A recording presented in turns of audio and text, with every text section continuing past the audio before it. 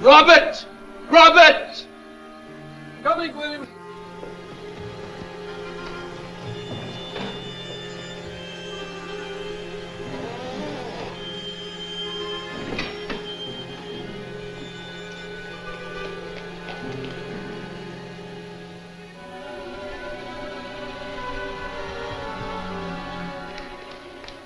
What's the matter with you?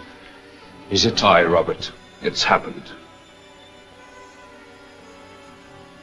Where is he now?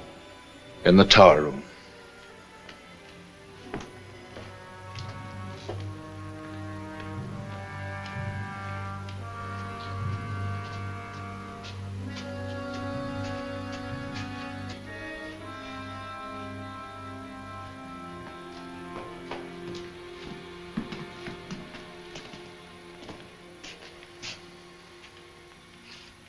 What must we do now, William? Get a doctor first, then.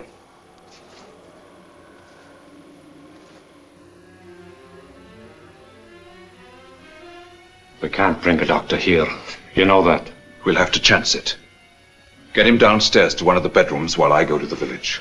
What about Mr. Gerald? I'll get in touch with him and tell him that he must come here to Craven immediately.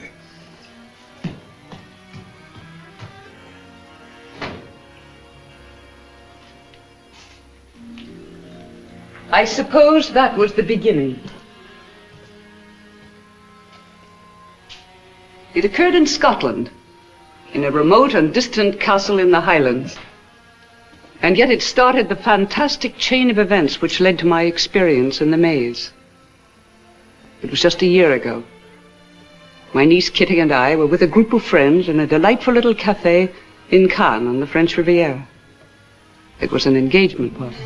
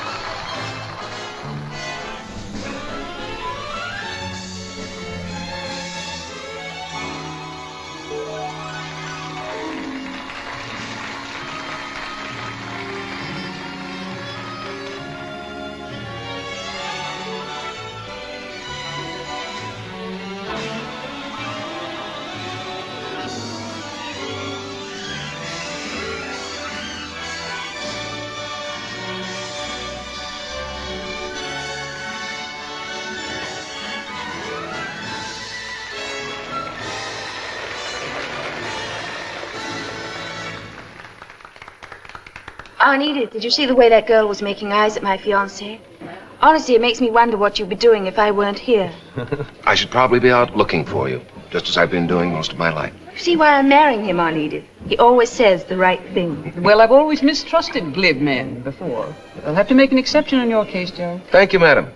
Well, it seems to me that as the prospective best man, I'm entitled to at least one dance with the bride-to-be. That's before Jerry takes her over, for better or worse. May I, Kitty? Of course, Richard. Oh, stop smiling, Gerald. You're supposed to be jealous. Huh?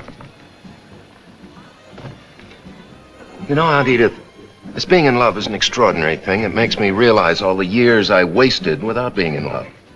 Gerald, do you think your uncle, Sir Samuel, will come to the wedding? Sir Samuel? Oh, no, I should think not. He's kept himself locked up in that miserable Craven Castle ever since I can remember. I have heard it's a beautiful place. Maybe it is from a distance. Do you know that in all these years, not a single improvement has ever been made at Craven? No electricity, no telephone, no central heating system, nothing. How long since you've been there? 15 years. When I was there, they had the most fantastic set of rules. My uncle used to lock me in my room every night. Then there was a maze, an overgrown maze, and a gate with a padlock on it.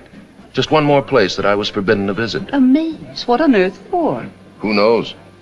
Every Scottish castle had a maze at one time or another. Most of them have been removed, but not the one at Craven. Ah, very handsome couple. Thank you, Kitty.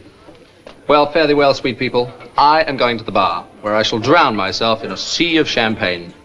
Life for me is finished. Well, for me, I still have 2 weeks as a bachelor, and I'd like to enjoy them. How about dancing? Not telling what that might lead to. Well, suppose we find out. Excuse us, Aunt Edith. I'll consider it.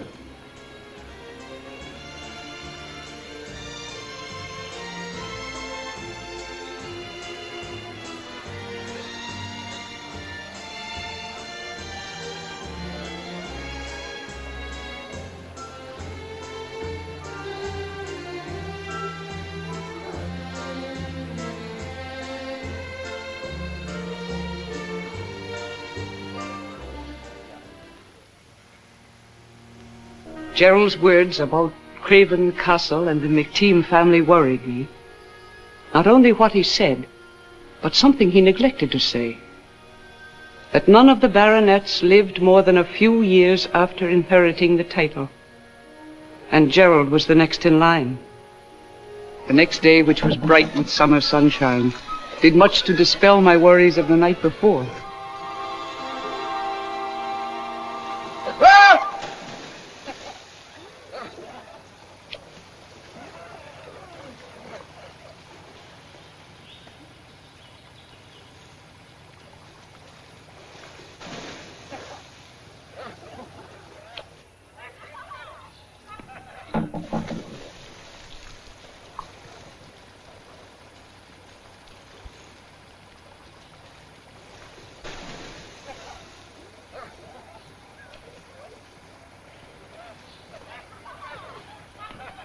Aunt Edith!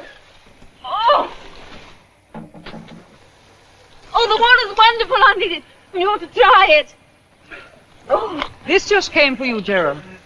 Express letter. Express letter? Who could be that anxious to get in touch with me? Your Uncle Samuel, I imagine. It's from Craven Castle. Craven Castle? I haven't had a letter from there in 15 years. What is it? It's for William, my uncle's butler. He says it's urgent that I come to Craven as soon as possible. Oh, Gerald, I'm sorry. When must you leave? Well, I'm not leaving anywhere until you and I are married. Oh, but darling, that won't be for 2 weeks. And if it's urgent, you better go right away. Maybe your uncle's ill. But we scarcely know each other. We don't mean anything to one another. Oh, I suppose you're right. I'm sorry, darling. I'll get back just as soon as I possibly can. After all, I'm having a wedding in a couple of weeks, and I wouldn't like to miss it. Glad to hear it. Well, don't look so glum, Aunt Edith. You know, in a way, it'll be a good thing to get rid of Gerald for a few days, because we can go shopping for my trousseau and not have him watching all the French models. Oh, and that's particularly what I was looking forward to. I'll go up and change right now. I'll catch the noon plane for London. The sooner I get up there, the sooner I get back. I'll see you in a few minutes, darling. Mm-hmm.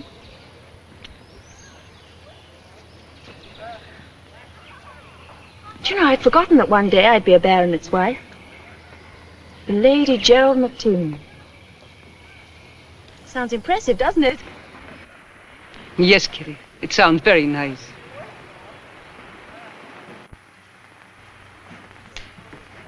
Good afternoon. Bonjour, mademoiselle, madame. Has the late mail come in yet? Oui, mademoiselle. I'm sorry, there's no mail for you today. Thank you. We should have heard from Gerald by now, Aunt Edith. It's been a week. He's probably been very busy. I'm sure you'll hear from him soon. I'm worried about him. Something's wrong, I'm sure of it. I'm going to telephone him. Kitty, there are no telephones at Craven Castle. Gerald told me so. No telephones, but there must be. No. He said the castle is just as it was hundreds of years ago. No electricity, no telephones, no modern improvements at all. I'll go to the telegraph office and cable him then. He's probably on his way back here now. Well, he certainly would have let me know if he was. I'm going to cable him.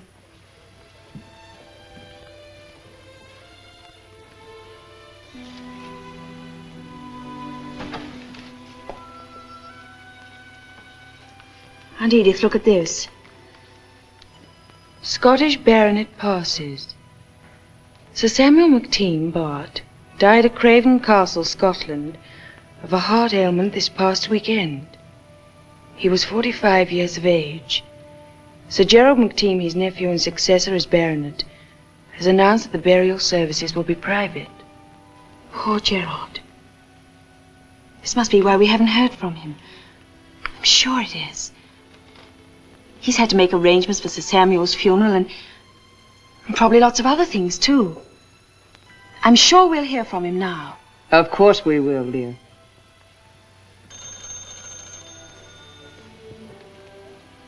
Hello? Yes, this is she. Oh.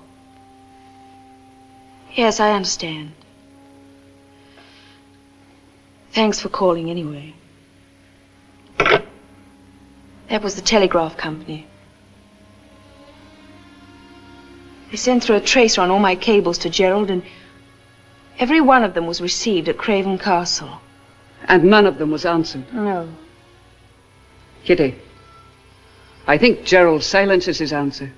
Oh, he's probably busy with the funeral. How long does it take to scribble an answer to a cable? Oh, my dear, I'm afraid it's obvious now that Gerald does not intend to see you again. If that were true, he would have said so. He would have written some sort of explanation. Forget him, Kitty. I can't, I won't. It's all very well to be brave and hopeful, my dear, but how long are you going to wait? As long as it takes. I love Gerald and I know him. Something's happened. Some sort of trouble. But whatever it is, he'll work it out and then we'll hear from him. All right, dear. We'll wait. There's probably a very simple explanation for it all.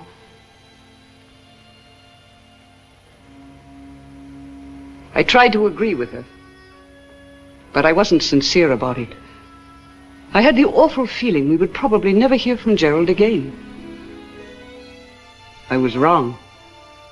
6 weeks later, a letter came from Gerald, addressed not to Kitty, but to me.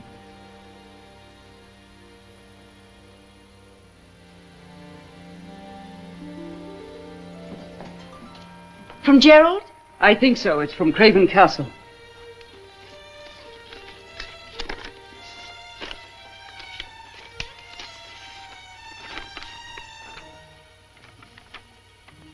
Dear Aunt Edith, I thought at first that I would be able to arrange things. Heaven knows I've tried. Now I realize I cannot. It's impossible. Please tell Kitty I release her from the engagement, but that I will always be faithful to her. Tell her that I can never marry her unless something happens that I haven't even the right to hope for. Something's been crossed out in pencil.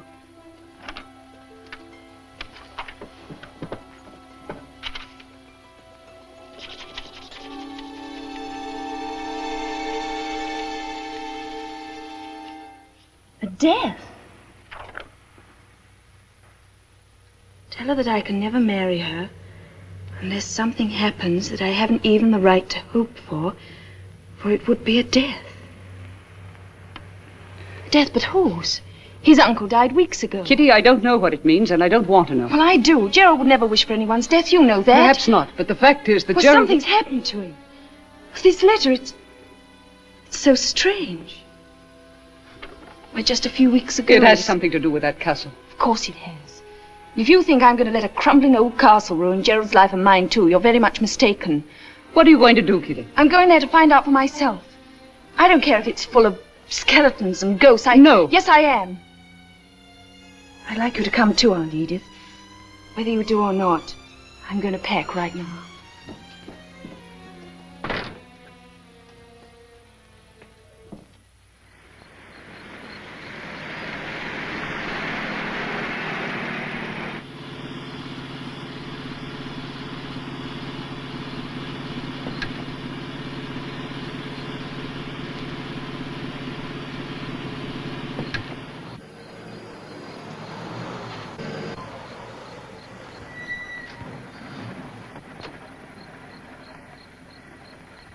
Are you sure this is the right place? Aye. That's Craven Castle.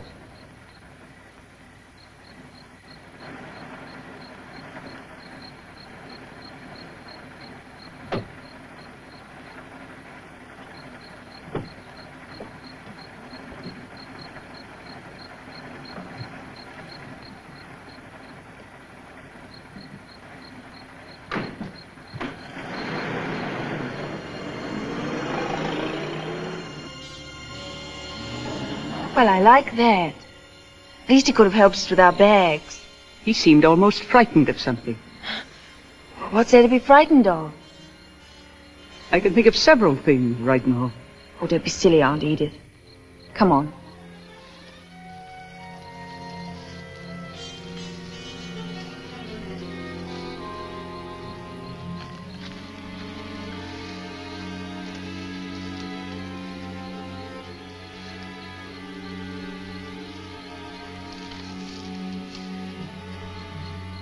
We should have waited until tomorrow. I feel as if I'd stepped into another world. It's sinister, all right.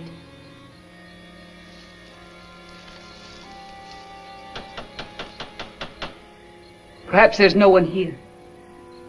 At least there ought to be a few ghosts.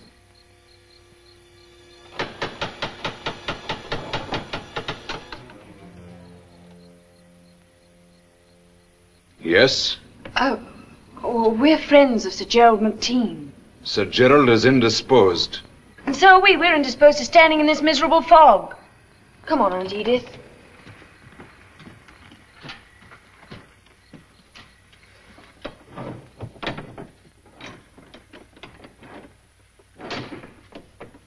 Will you please inform Sir Gerald that he has guests?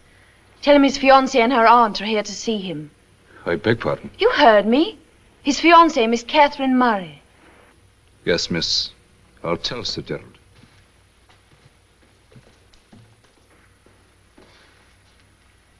Kitty, we should never have come here. And the sooner we leave, the better. Oh, poor Aunt Edith, you must be chilled to the bone. If Gerald doesn't come soon and take us to our rooms to get warmer...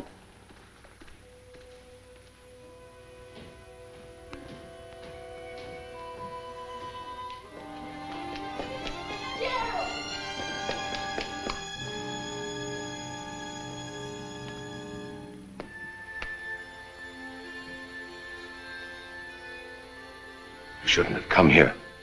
You're wrong, Gerald. I should have come a long time ago. What's the matter? Tell me. Didn't you get my letter?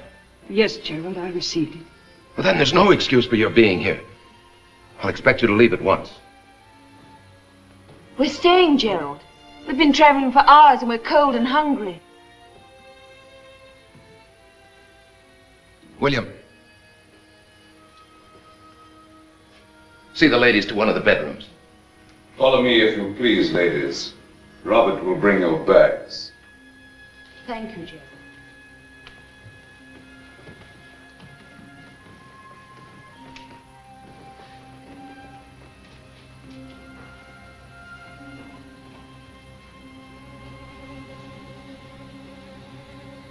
I'll expect you to leave in the morning.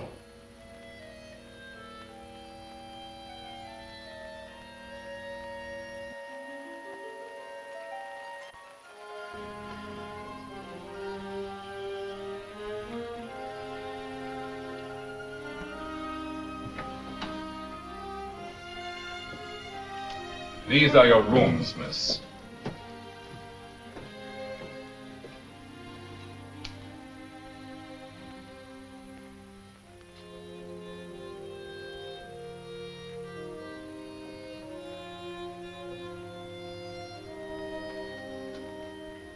There is another bedroom through that connecting door.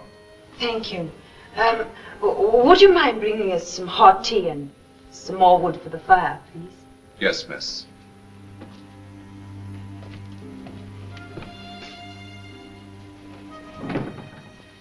Did you ever see such a change in a person, Aunt Edith? Gerald looks 20 years older. And he tried to send us away. I can't understand it. Something terrible must have happened to him. His eyes. He looked at me as if he almost hated me.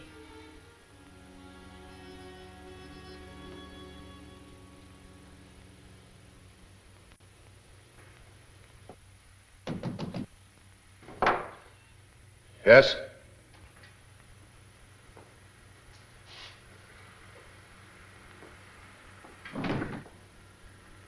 Well, William, what is it? The young lady, sir, Miss Murray. I believe she said she was your fiancée. She was. I broke the engagement. And why has she come here? I don't know. They'll be gone in the morning. Yes, sir. 10:30 already. Yes, sir. In which room did you put the ladies? They are in the suite with a connecting door in the middle of the corridor. And I took the precaution of ordering Robert to lock both their doors, sir. Yes, William. Thank you. Yes, sir.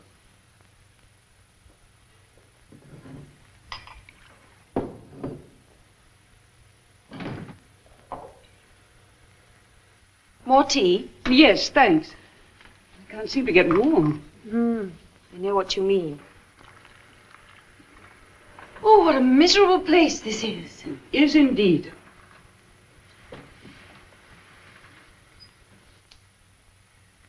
Now, why do you suppose anybody would want to seal up windows? I haven't the faintest idea. And did you notice the rubber coverings on all the hallways? And those stairs? They're the strangest looking stairs I've ever seen. Each step is like a platform. Everything about this place is strange. I can't tell you how delighted I should be to leave it. We can't leave, Aunt Edith. Not until I've at least tried to help Gerald. He's sick. He must be to look the way he does. Kitty, whatever has happened to Gerald, there's something evil. I can feel it in this place. And we have to get out of here before it happens to us. I'm as frightened of this place as you are, Aunt Edith, but I have to try. I don't know whether Gerald's illness is mental or physical, but I want to find out. I have to find out. Well, I don't know how much help I can be.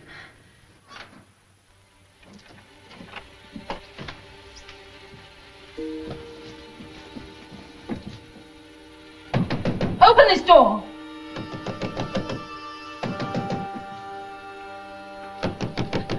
Open this door at once! Don't, Kitty. That's one of the castle rules. Rules? What are you talking about? Well, I haven't told you before, but Gerald mentioned these rules to me.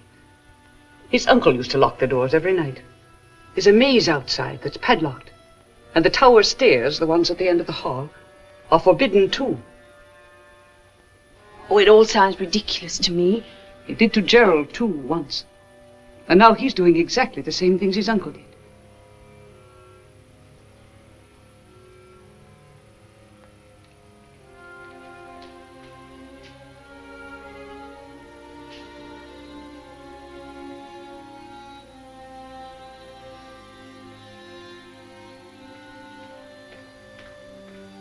Sir Gerald.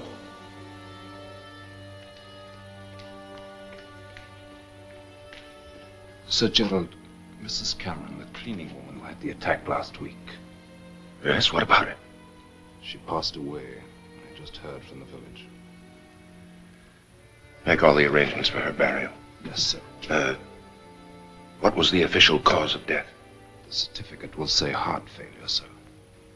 Hereafter, you and Robert will have to handle the cleaning yourselves. Sir Gerald, this was not our fault. The woman was told not to go into the maze. I know that. If you must have help, don't engage any more women. Yes, sir. Thank you, sir.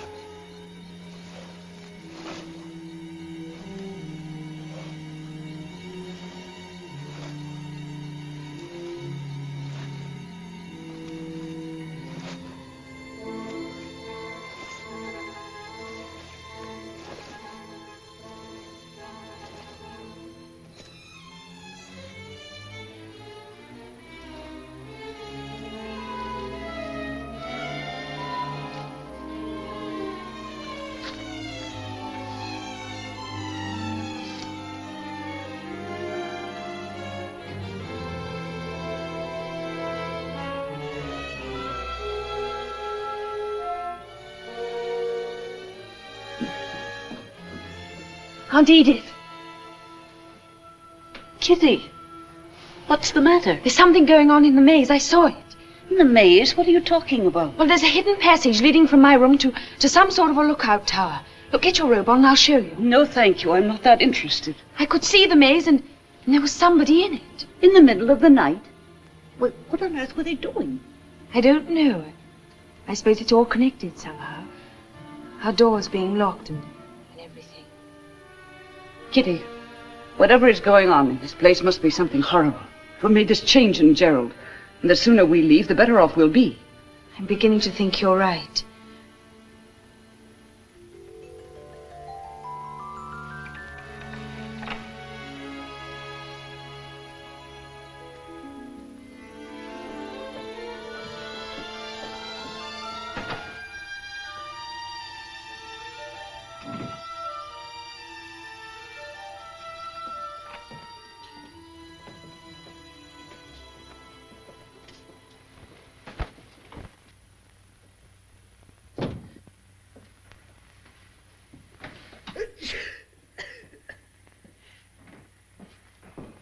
Oh, you're dressed already.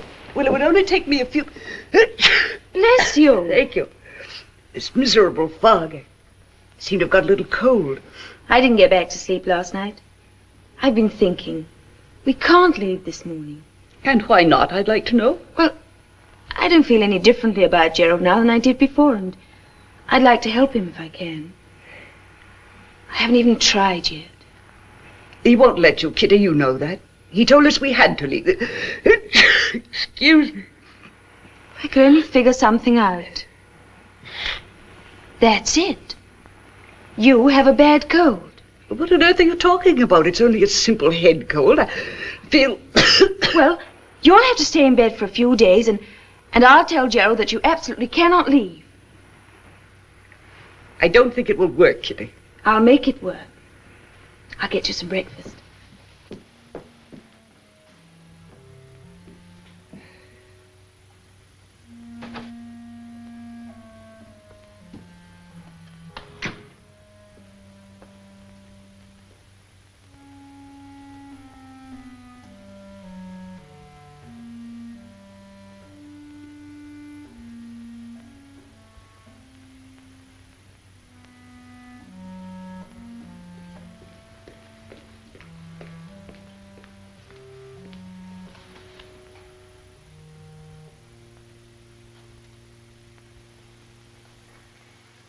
Dining room is this way, miss. Oh, very well.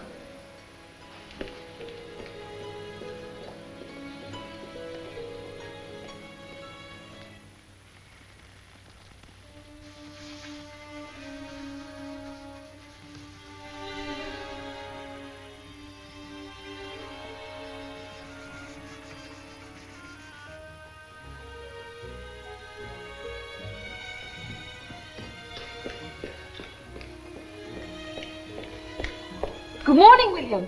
Good morning, miss.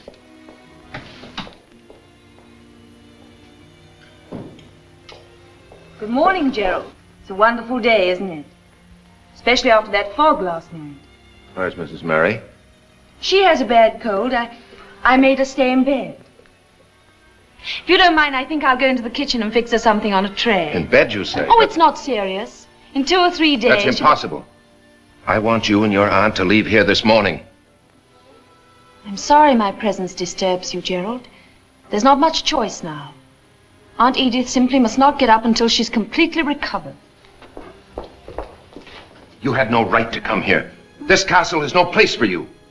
Yes, it is, Gerald. Don't you understand? My place is with you, wherever it is. What's happened to us? What's happened to all the dreams we made together? Why are you acting this way? I'm not acting anyway. I merely want you and your aunt to leave. Gerald, I want to help you. My feelings haven't changed, and I don't think yours have either. I said in my letter that I can't marry you. And I can't. If your bags are packed, miss, I'll bring them down now. We're not leaving.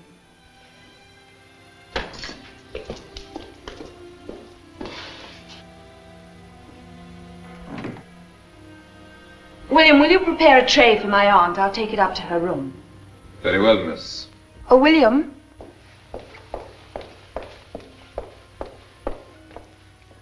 I'd like to ask you something. What's happened to Sir Gerald? I beg pardon, miss. Can't you see he's ill?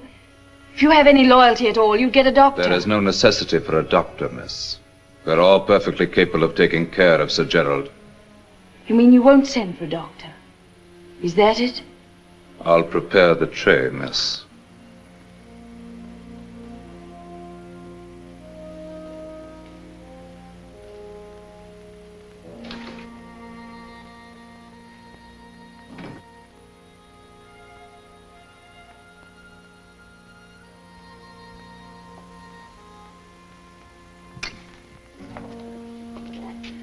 Is there something you want, miss? Yes, will you tell William that I'll take my breakfast with my aunt in her room? Yes, miss. Thank you. And when I told him to get a doctor, he changed the subject quickly. Aunt Edith, I must do something. But what can you do, Kitty? If Gerald won't tell you what's troubling him, he certainly wouldn't tell a doctor. If we could get him to see a doctor at all. You've given me an idea. We'll make him see a doctor whether he wants to or not. Now, what are you talking about? Bert Dilling. We'll invite him and Margaret here and... That's too obvious, Kitty. Gerald knows very well Bert's a doctor. Besides, he wouldn't allow you to invite anyone here. You know that. Gerald doesn't have to know until it's too late to do anything about it. I know. I'll tell Bert to bring Richard and Peggy Lord along, too. That way it won't look too obvious. You mean just have them drop in? Well, it's not entirely impossible. I mean, they could have been motoring through Scotland for the weekend and... Kitty, I hope you know what you're doing. I do, believe me. Anyway, he can't be alone in this castle too long. I mean, these people are his friends. And a gathering like this might help him forget whatever it is that's troubling him. For a while, anyway. I hope it works. It has to.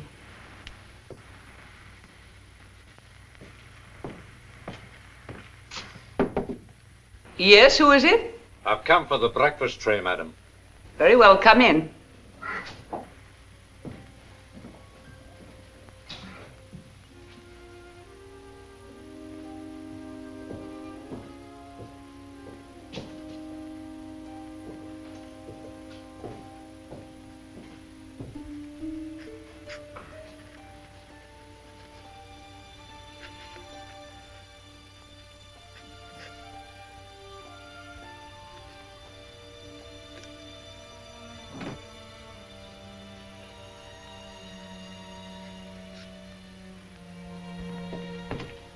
The young lady's writing a letter. Very well. But I'll take care of it, Robert.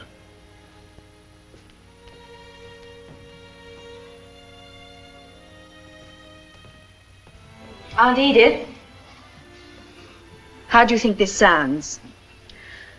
Dear Bert, I haven't time to explain everything, but it's most urgent that you come here to Craven Castle. Gerald is sick, and his servants will not call a physician for him, and I'm sure he would refuse to see one himself. Please come, Bert, and bring Margaret with you. I think Richard Rober and Peggy Lord should come also, so it will look like a social visit instead of a professional one. There is no time to lose, Bert. Please get here as soon as you can. Kitty. I'm sure that will bring him, Kitty, but how are you going to get it posted? Oh, I hadn't thought about that. Don't worry. I'll get it posted.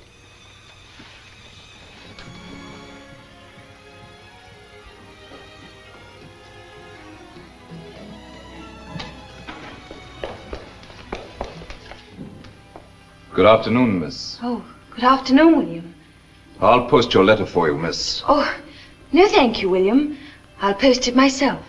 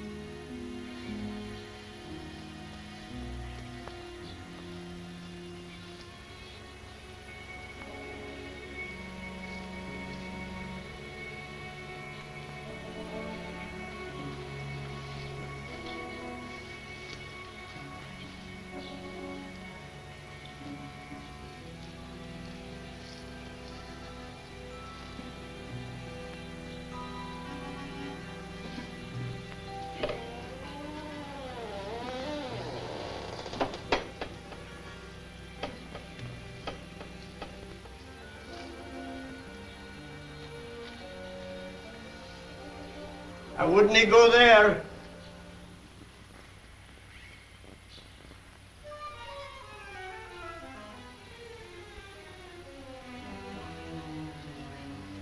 Good morning. It's a beautiful day, isn't it? Hey, miss, are you lost? Lost? Oh, no. I'm a guest of Sir Gerald's. I'm staying at the castle. A guest? A craven? Yes, Sir Gerald and I are engaged to be married. Well, what's the matter? I wish you the best, miss. I'll pray for you. Thank you. I'd best be on with my work, miss. I'll be saying good morning. Oh, I have a letter I'd like to post. Would you tell me where I should wait for the postman, please? I'll be meeting him, miss. I'll give him your letter.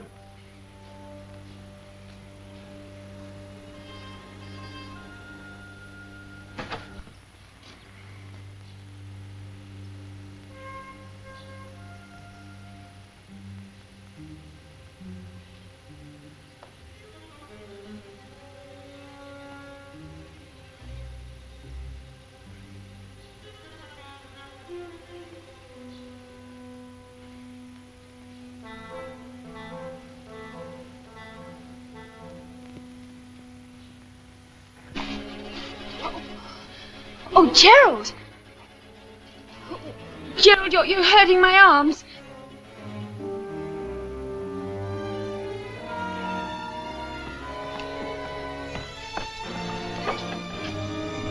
Stay out of here for the rest of your visit.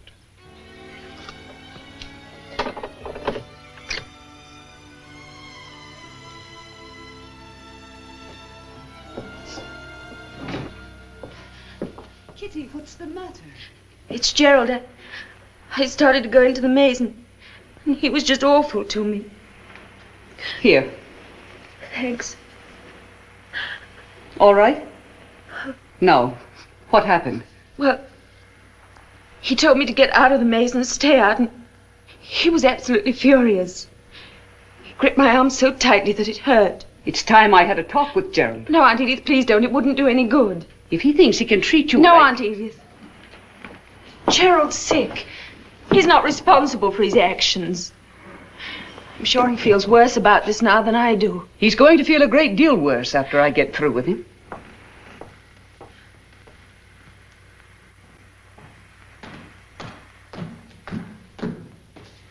William, where is Sir Gerald? Sir Gerald is occupied. Please tell him I wish to speak to him immediately. I'm sorry, Mrs. Murray. Sir Gerald left orders not to be disturbed. I don't care what orders he left. I must see him now. I'm afraid that's impossible. Perhaps tomorrow morning. Please excuse me.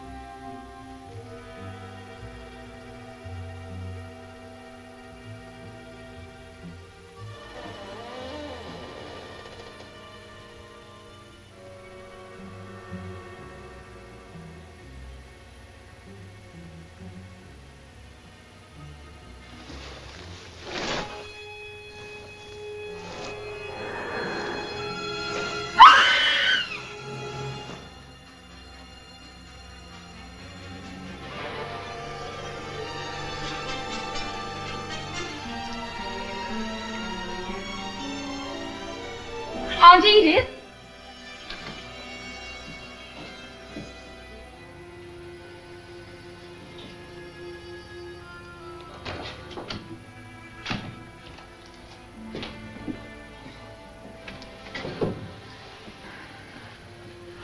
Are you all right, Aunt Edith? What was it? You fainted. Gerald, I went to your room and I saw something. Something horrible. It was the most horrible thing I've ever seen. What did you see, Aunt Edith? What was it?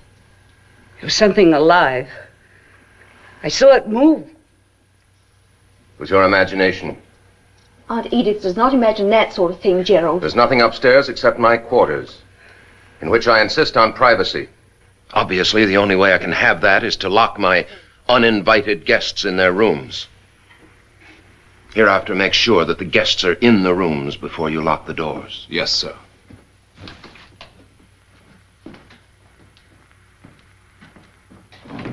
Kitty, I did see something. I know I did. Do you feel better now?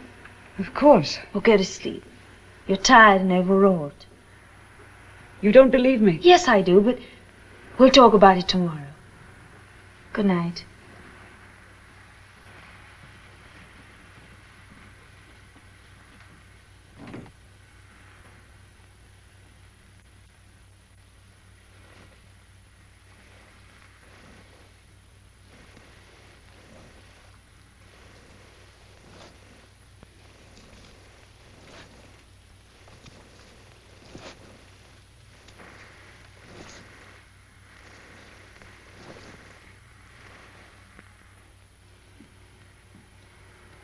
Are you awake, Aunt Edith? Of course I'm awake.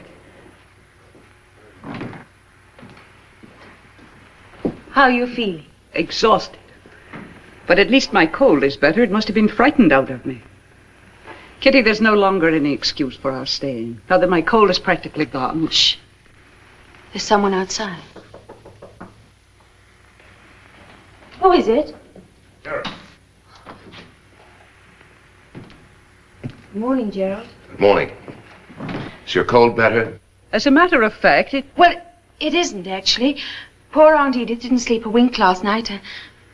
Isn't that so? Certainly it's so, but... Kitty, I think we'd better stop this pretext. I really want you to leave. Very well, Gerald. We'll leave tomorrow.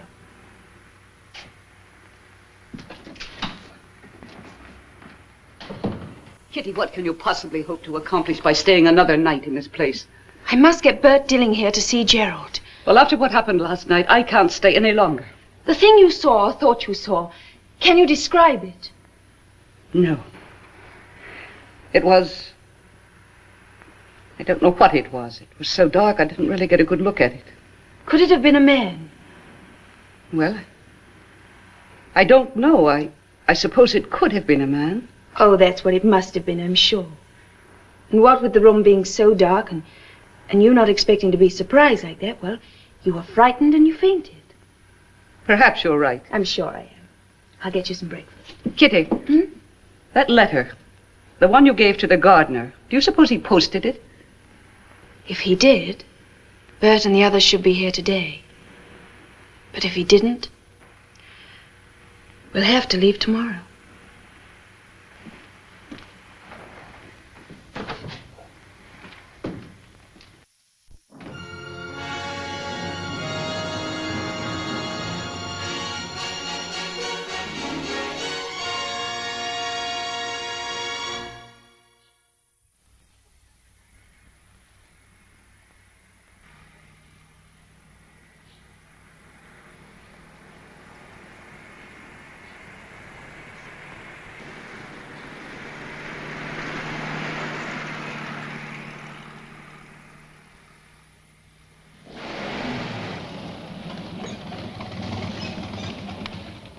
Well, lovely old place, isn't it? Looks like it's going to get ready to fall apart any minute. Don't be silly, Richard. That's what's known as old world charm. Very old. It looks as if it hasn't been touched for centuries. You sure this is the right place? Well, there's only one way to find out.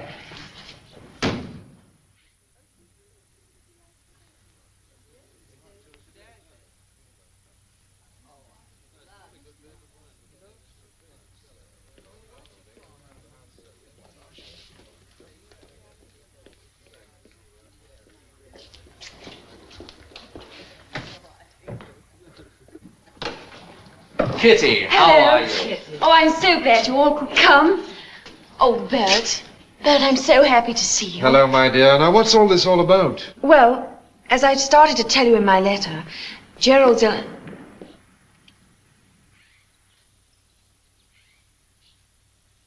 Hello, Jerry, old boy. Gosh, it's good to see you. Hello, Jerry. You know, we were out driving in the country and we suddenly found ourselves in the Highlands, so, well, we thought we'd drop in. Gosh, a marvellous place you've got here. So this is McTeam Manor. Well, my boy, what does it feel like to be a baronet? You know, it looks as if you might have some good shooting up here. We brought our guns, you know. It's a wonderful place, Gerald. I'm glad we came. Do you know, I've got the most wonderful news stories to tell you. Well, they'll sound much better over a couple of drinks. Gerald, our friends have been driving all day. I think they'd like to rest a little before supper. William. Yes, sir? Show my guests to their rooms. Yes, sir. Follow me, please.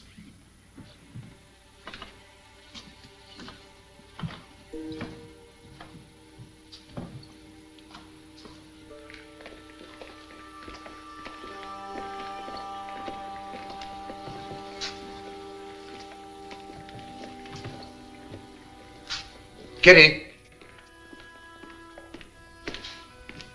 I'd like to talk to you. Of course, Gerald. I'll see you later.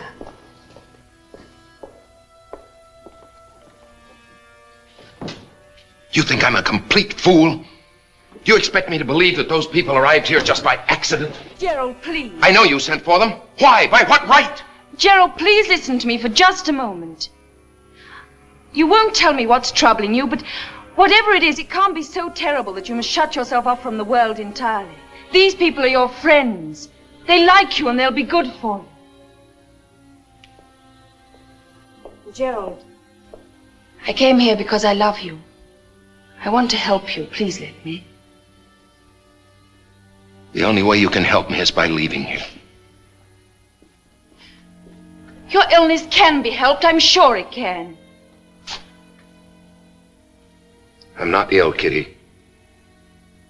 I only wish it was something that simple.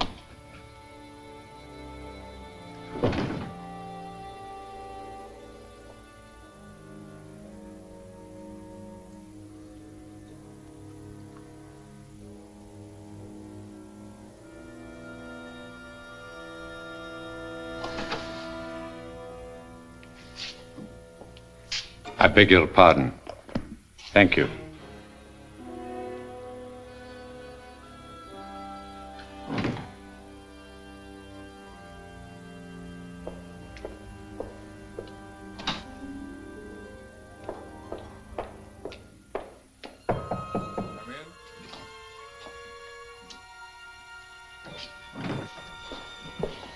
What do you think, Bert?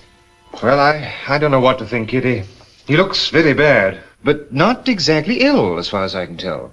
You mean you don't think it's physical? That might mean that he's... Insane? I don't know. It's obvious he won't submit to an examination. I've just got to observe him as best I can. Well, we'll keep him distracted if it's possible to do it. Yes, I think that's the thing to do. Don't watch him too obviously if you can help it. And keep being as cheerful as you can. I think that's a good idea. I know it's awful for you, Kitty, but Bert will do everything he can. Well, of course I will. We all will. You're good friends. Thank you.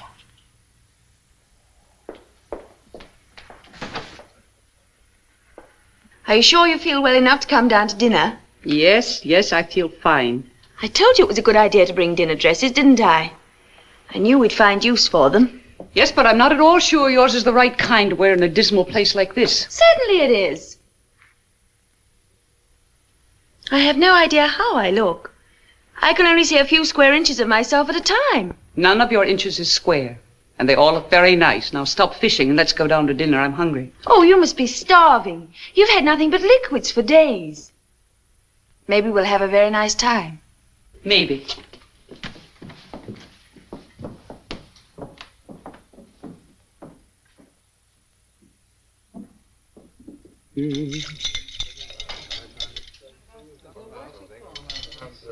Here we are, my love.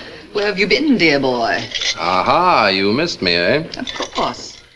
Those martinis look a little pale. You look a little pale, dear, if you were only 90 proof. No good, eh? I'll do better next time. Kitty? Oh, no, thank you, Richard. No? No. You'd like these, Dr. Burt. I mixed them to your prescription. 27-1. Oh, no. Well, you don't have to drink it, my dear. Perhaps we can find you a glass of port. You'll do nothing of the kind. Come on, Richard, fill it up. Might as well be good and sick, as the way I am. Well, I've never heard of doctors' wives being sick. Oh, Kitty, never heard of them being anything else. Richard, why don't you tell that musician story to Gerald? It might cheer him up. Good idea. I heard a new one of those musician stories, Jerry. Well, it seems the chap was playing the piano very loudly and very late at night.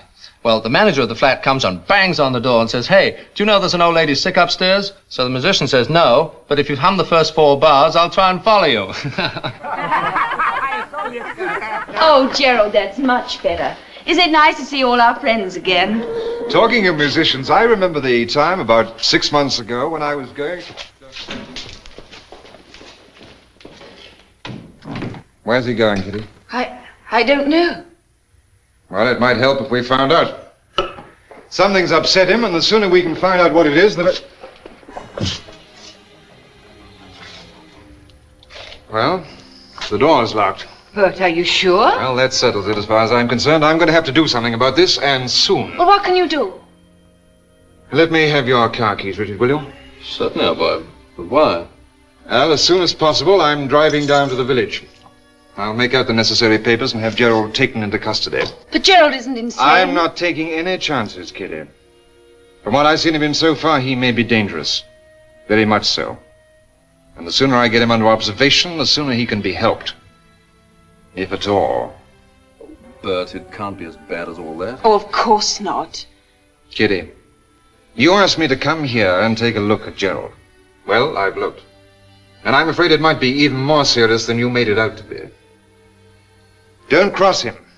Any of you. Do you understand? Really think it's that serious? Yes, I do. Don't do or say anything to upset him. He might I suppose I told you the story about the flame dancers in Singapore, didn't I? Never. I'd love to hear it. Dinner is served. Well, at least we'll see how a baronet eats. I hope baronets don't say starches. I have to watch my figure. Aunt Edith, I want you to steal the key out of the big door for me. What on earth for? Well, I think all the locks are the same, and I want to get out of my room tonight.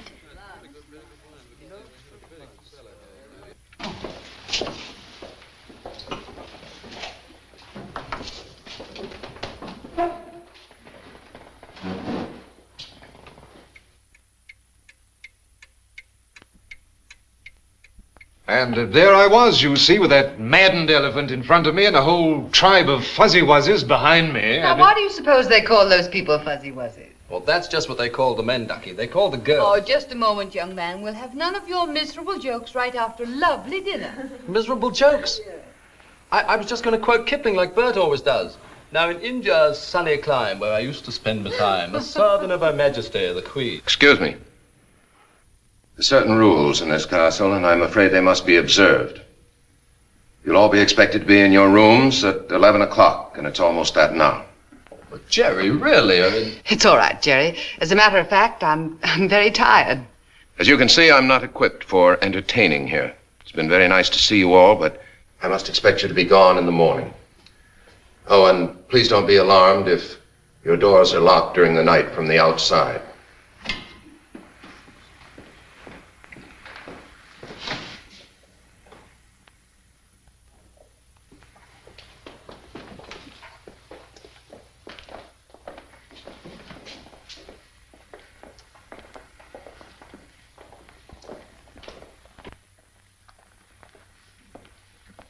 What are you going to do, Bert? Wait till tomorrow. There's nothing else I can do.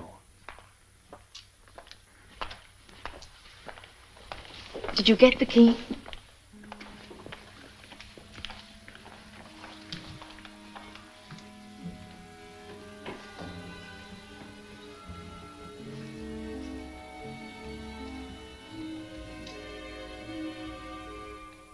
Bert, why don't you stop prowling about and come to bed? Yes, in a moment, darling.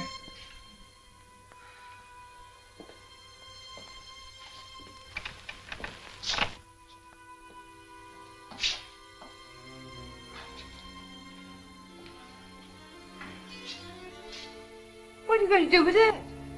Well, nothing, I hope. But if it becomes necessary, I'll shoot the lock off that door. But you really think Gerald's dangerous? Yes, I'm afraid it's possible. I looked up the McTeam family history when I got Kitty's letter.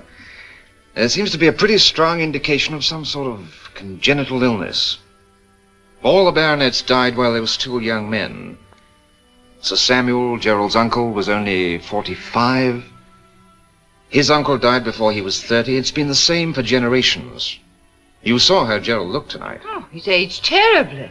I found out something else, too. The last woman to marry a McTeam baronet died a few days after she moved here under very strange and mysterious circumstances. The records listed her death, but not the cause. And there hasn't been a wife at Craven since. Well, how long ago was that? 200 years.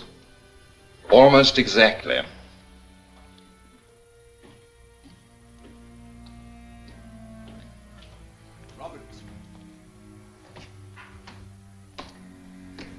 Did you take the key from the great hall door? No. It's missing. Are you sure? Yes, I noticed it after the guests had retired to their bedrooms.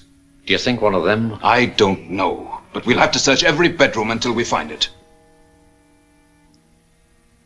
11:30.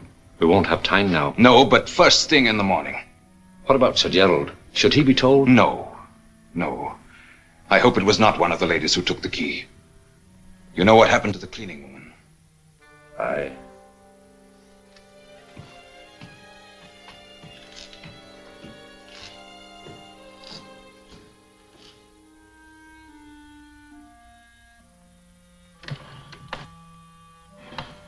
Kitty, I wish you wouldn't go through with this.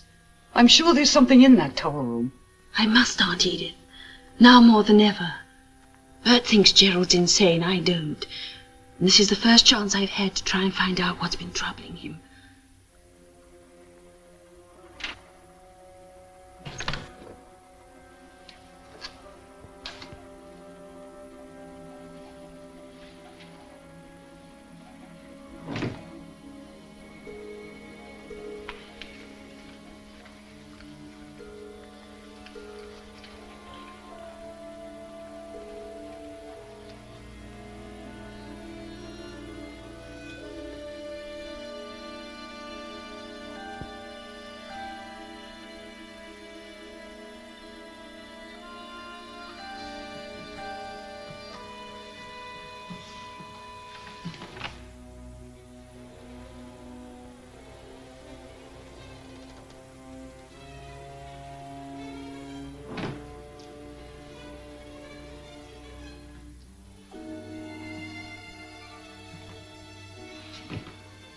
There's no furniture in here at all.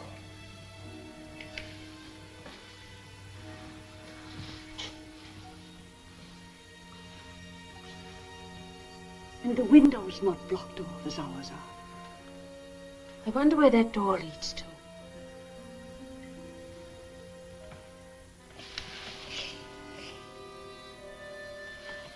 It's a piece of seaweed. I'm sure of it. Yes. And a bowl of tomatoes. Gerald had this book downstairs today.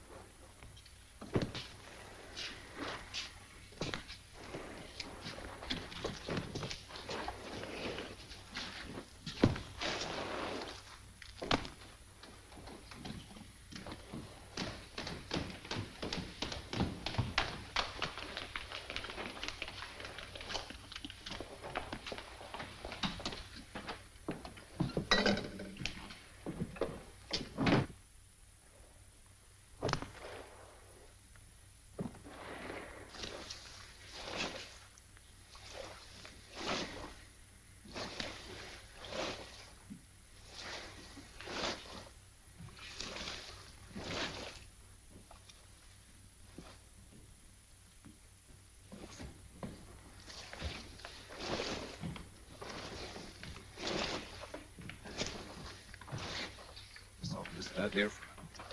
Yes, sir, they're all locked.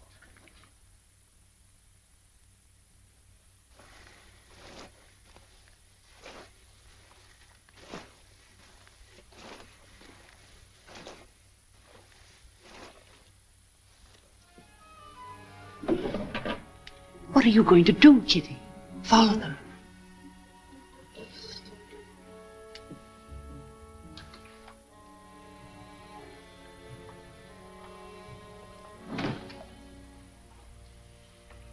Look at this. I saw a mark just like this one inside the maze gate. What is it? I don't know. But I'm sure of one thing, Aunt Edith. Whatever the mystery is, it's a person. How do you know that? Well, didn't you hear Gerald say, "Yes, sir, they're all locked"? He was talking to someone we haven't seen yet. Kitty, are you thinking what I am? Teratology. The study of monstrosities. Oh, poor Gerald. The secret of craven It's is so horrible that he won't marry you. Kitty, you can't. Surely he knows me better than that. I must see him now, so I can show him it doesn't matter.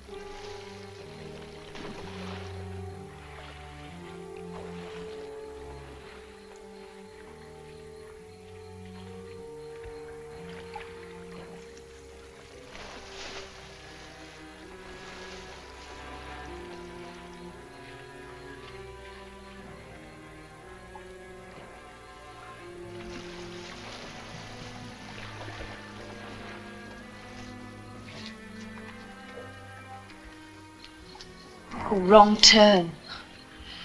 We'll probably make a lot of those before we get to the center. I hope you're counting them so that we can find our way out again.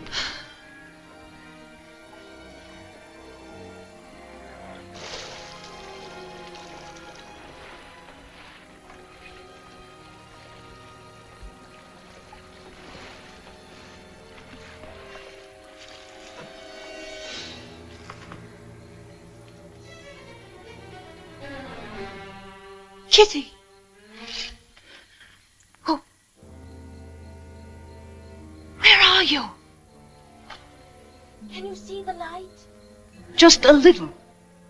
Stay where you are and keep whispering. I'll come to you. This way. way. Kitty. Aunt Edith. The light's gone out. Can you hear me? You sound farther away. Kitty. Aunt Edith. Aunt Edith. This way. This way. Kitty. Kitty.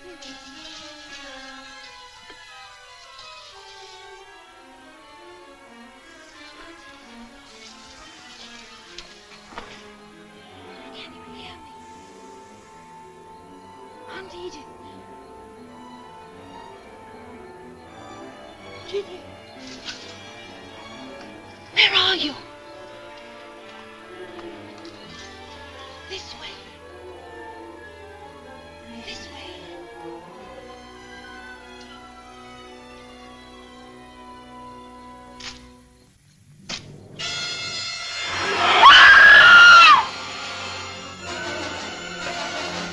Aunt Edith!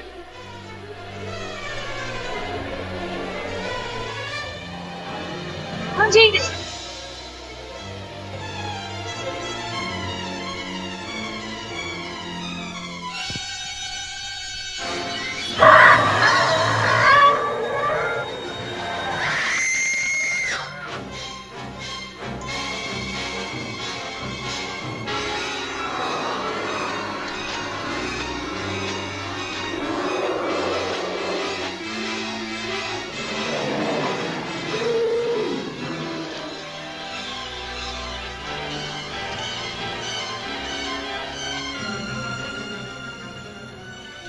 You go after him.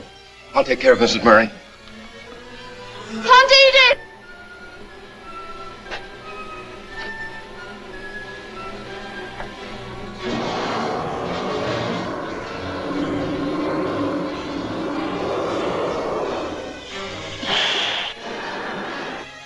Kitty!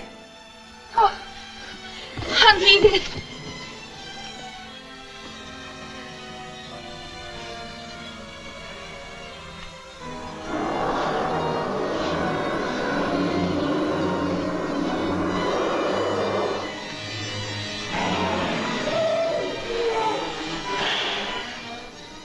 What are you going to do? I don't know, but that was screaming if ever I've heard it. I'm going to find out about it.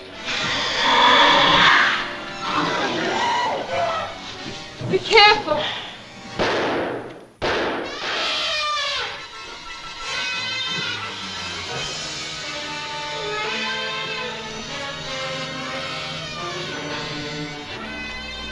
No, Doctor, no! Take your home!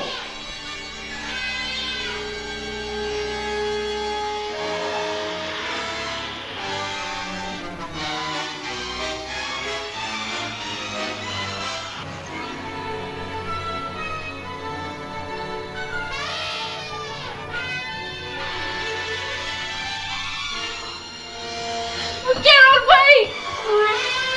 This is the land!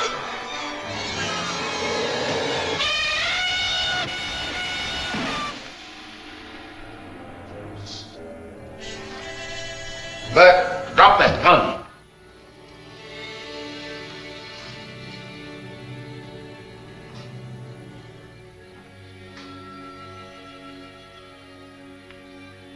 He was frightened. I tried to tell him that he was safe, but he wouldn't listen, Sir Gerald. When he tried to climb out of the window, he was too strong for us. I know, William. It wasn't your fault. Carry him inside.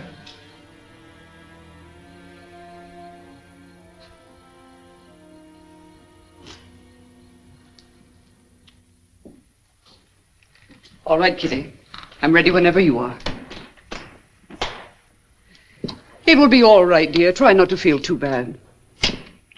Why couldn't I have minded my own business? Why did I have to come here? Yes, come in. I beg your pardon. If you would be so kind, the master would like to see you in the dining room. All the guests are waiting there. The master? You mean Sir Gerald? Yes, miss. He's the master now.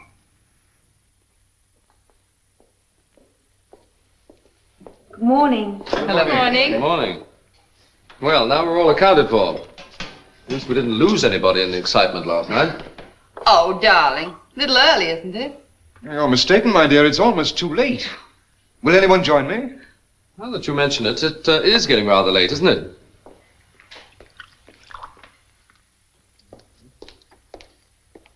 Good morning, my friends. Good morning, Gerald. Kitty, I have so much to explain to you. Yes, Gerald? Forgive me, I know I owe all of you an explanation. Yes, I think you do, Gerald. And you shall have it.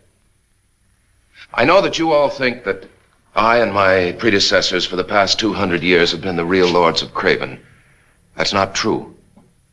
The last baronet of Craven, Sir Roger Philip McTeam, was born on the 5th of April in the year 1750. And he died on the 10th of May, 1953. Yesterday. Last night. We buried him before dawn, in a corner of the grounds in accordance with his wishes. Gerald, a man doesn't live 200 years. No, Kitty. A man doesn't. But certain types of amphibians do. I'll try to explain it as best I can. All I know is that the human embryo goes through all the stages of evolution, from the invertebrate to the mammal. At one point, the embryo is an amphibian. Sir Roger never developed beyond that stage physically, but he continued to grow and develop mentally. For over 200 years, he suffered the torture of knowing he was a monster and feeling he was a man. And he administered the estate all those years? He did. The nephews, grandnephews, great-grandnephews succeeded one another here at the castle. We bore the title of baronet. Yet our true function here was merely to carry out his orders and hide the family disgrace. He couldn't bear for anyone to see him except his nephews and the staff here at the castle. That's why he was so upset last night, Kitty, when you surprised us in the maze. He meant you no harm. He was merely trying to hide. Oh, I see. In spite of everything, he did have certain pleasures. Very often at night, he'd insist on our taking him down to the pond in the maze. He'd take off his cloak and throw himself into the water, his natural habitat. His bed in the tower was a mattress of seaweed, without pillows or sheets or blankets. We buried him in the maze near the pond, where he spent the few moments of contentment of his entire life. I'm sorry. I shouldn't have come here. Kitty, no, it wasn't your fault. His own rules of secrecy were at fault. He knew that. If he'd allowed his existence to be known, no one would have thought of him as an evil creature. But he was too proud and too weak. So were we all. Well, now you know it all. I'm sorry for the fright I must have caused you all. Most of all, Kitty, I'm sorry for the anguish that I caused you. All I can say is, my own has been almost unbearable. Kitty and Gerald are married now. They live in the old castle very happily. Everything has been changed and modernized, except for one place, the grave of Sir Roger.